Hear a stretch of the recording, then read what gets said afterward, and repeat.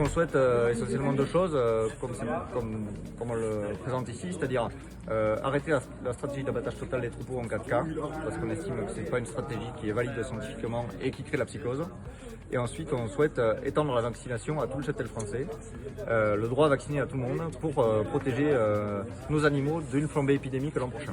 La France, c'est le pays où on trouve les meilleurs bovins en Europe, donc les gens auront forcément besoin de nous. Les gens n'ont pas d'alternative. L'Italie et l'Espagne n'ont pas d'alternative aujourd'hui de fournisseurs pour trouver une qualité équivalente de bovins et une quantité la même.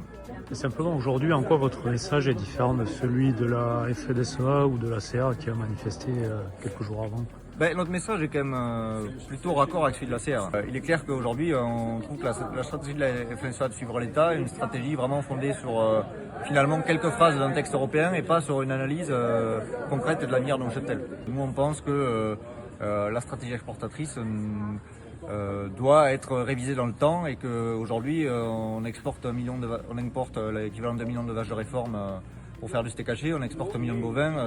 On pense que ces mouvements d'animaux, ces mouvements de viande dans tous les sens engendrent des risques sanitaires, la preuve, puisqu'on a une nouvelle maladie qui est apparue, détruisent de l'emploi chez nous puisque nos abattoirs ferment. Donc voilà, il y a d'une part des revendications à court terme sur la maîtrise de l'épidémie et l'avenir de notre cheptel, et d'autre part des revendications à long terme sur l'évolution du système agricole.